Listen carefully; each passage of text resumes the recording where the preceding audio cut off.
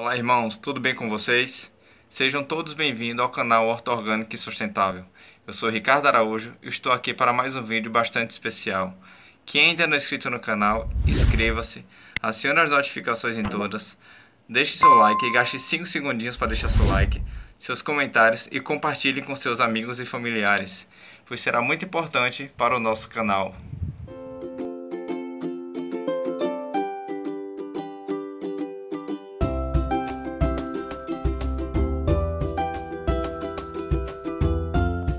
Bem pessoal, no vídeo de hoje nós vamos falar sobre a fruta goiaba, em especial a espécie tailandesa ou suprema, como ela foi agora recentemente registrada pelo Ministério da Agricultura.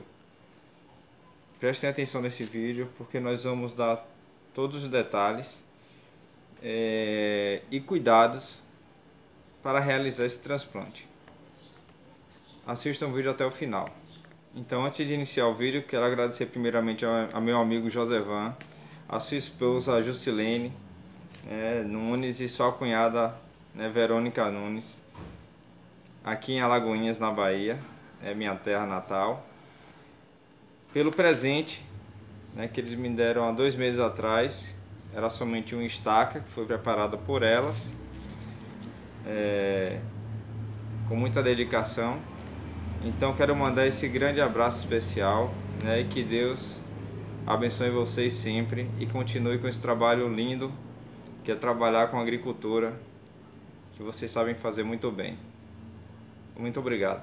A goiabeira, pessoal, ela ocupa um lugar de destaque entre as frutas tropicais brasileiras e também pelo seu elevado valor nutricional. Além de ser consumida in natura, a goiaba é utilizada na indústria, no processamento de sucos, néctares, polpas, sorvetes, geleias. Então ela tem uma ocupação bastante considerada no mercado alimentício. Vamos falar um pouco agora sobre a sua nutrição. A goiaba é importante fonte de vitamina C, cujo teor dessa fruta ela chega até 6 a 7 vezes maior que as frutas cítricas.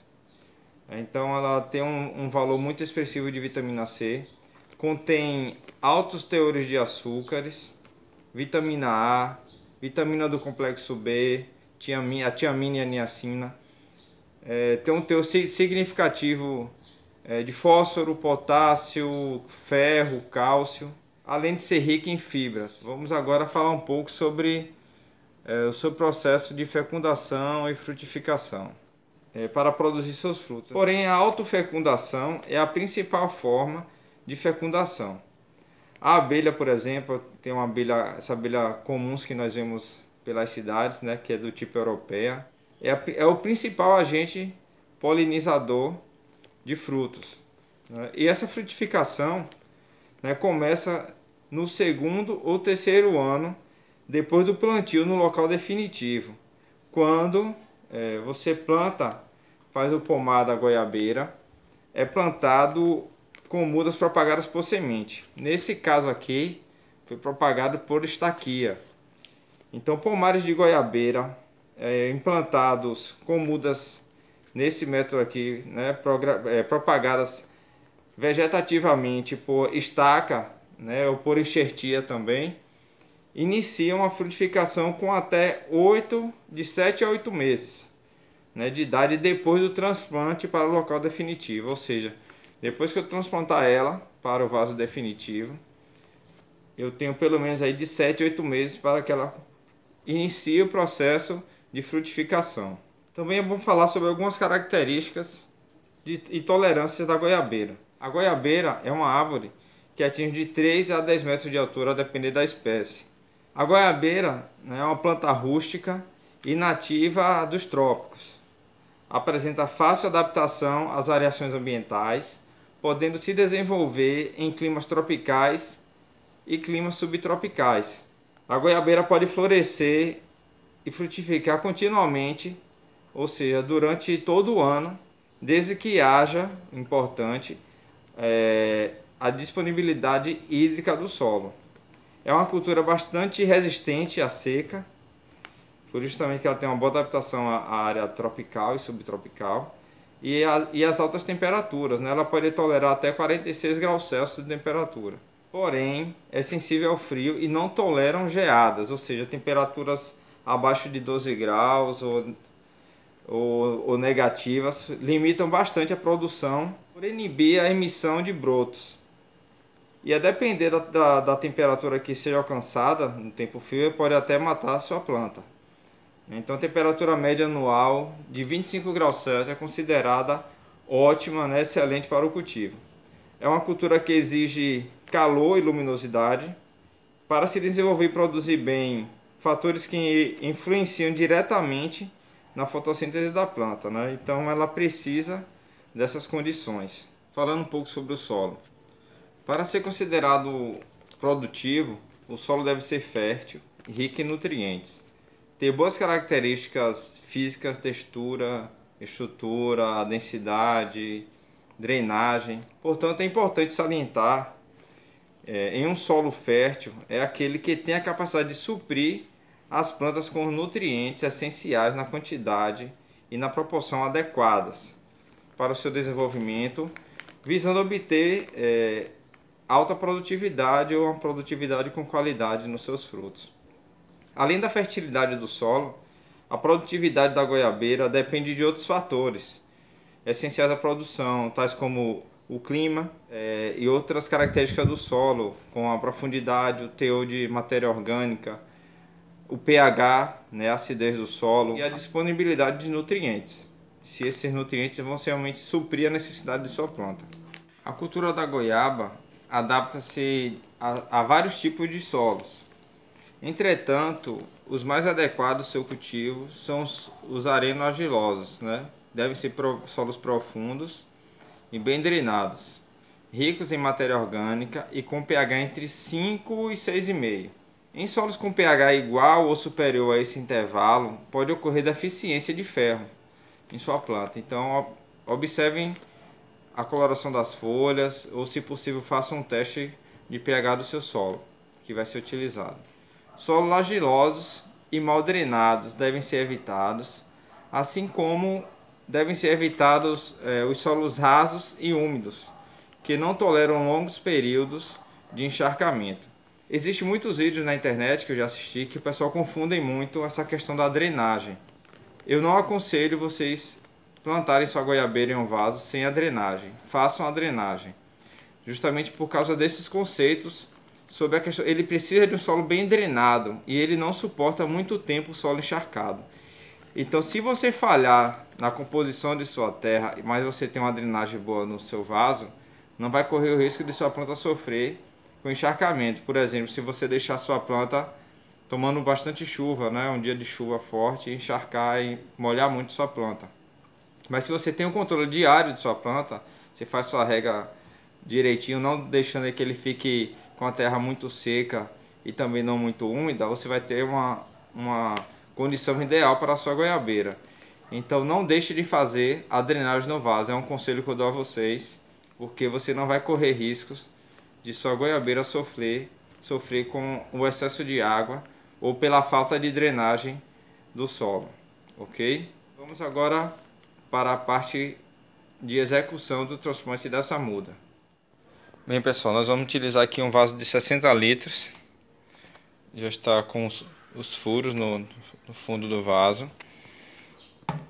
Vou usar papel toalha, argila expandida e areia de construção. Eu estou utilizando um vaso de 60 litros, porque se eu usar um vaso menor, daqui a uns anos, 2 ou 3 anos, eu vou precisar substituir esse vaso por um vaso maior. Então eu escolhi um vaso que tem uma altura boa, uma profundidade e atende uma capacidade que possa ficar a sua goiabeira alguns anos, bem mais do que se eu fosse colocar em um vaso menor de 20 ou 40 litros. E essa é a dica que eu dou. Esse é um vaso de modelo chamado de cesto de roupa, ok? Então fica a dica para vocês. Já fiz a drenagem no fundo do vaso. Usei 6 folhas de papel toalha, uma camada de pedra de argila expandida e areia de construção. Agora eu vou colocar a minha terra que foi preparada.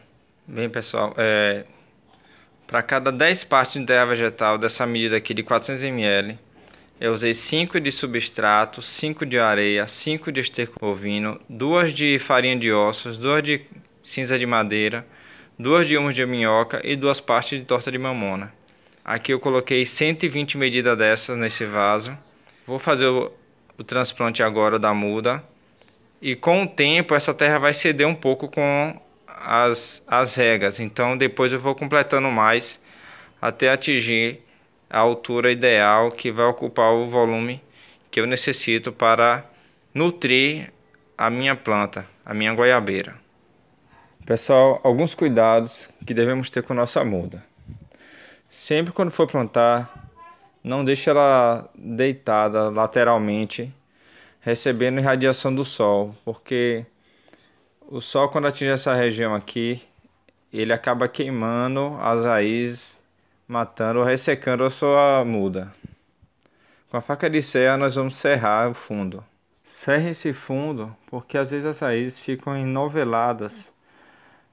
E se plantar dessa maneira, você vai dificultar o desenvolvimento da raiz no solo. Então, para certificar, vocês observam, se estiverem noveladas, vocês cortam e retiram essa parte e deixam o fundo livre. Vamos agora fazer uma cova. Você vê que a terra está bem drenada, ó, bastante solta. Vamos fazer aqui o espaço. O ideal é que vocês plantem a muda. Não precisa colocar abaixo dentro da terra, vocês vão colocar niveladas com a altura que está o enraizamento da sua muda na parte superior. Então aqui eu coloquei a muda, tirei o saco como uma camisa, com cuidado para não quebrar os olhos. Agora nós vamos puxar a terra para fechar esses espaços, acomodar bastante o torrão e pressionar um pouco para ela poder ficar bem firme, para não abalar. Tá vendo que as raízes estão aqui expostas? Nós vamos cobrir essas raízes, deixar no mesmo nível que a terra vai ficar no vaso. Então você cobre aqui, no mesmo nível. Pessoal, essa terra eu preparei há 20 dias atrás. É importante fazer essa preparação com antecedência, para que haja uma interação melhor entre as partes, né, entre a terra e os nutrientes e os adubos. O ideal mesmo é que fosse pelo menos 2 meses, mas eu preparei com 20 dias e mantenho uma rega todos os dias para poder haver uma interação melhor entre a terra, como eu falei, e os nutrientes. Agora vamos para a rega. A primeira rega tem que ser bastante para que encharque, pois uma adaptação nova da planta com um material novo, com solo novo, e é preciso retirar todo esse ar que tem na terra para que não deixe espaço.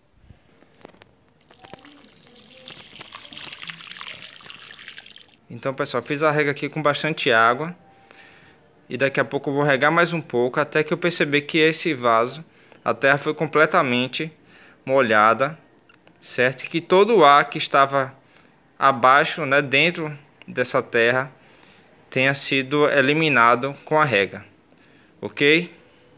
Então, pessoal, esse foi nosso vídeo. Foi um pouco suado, deu trabalho, mas foi muito prazeroso.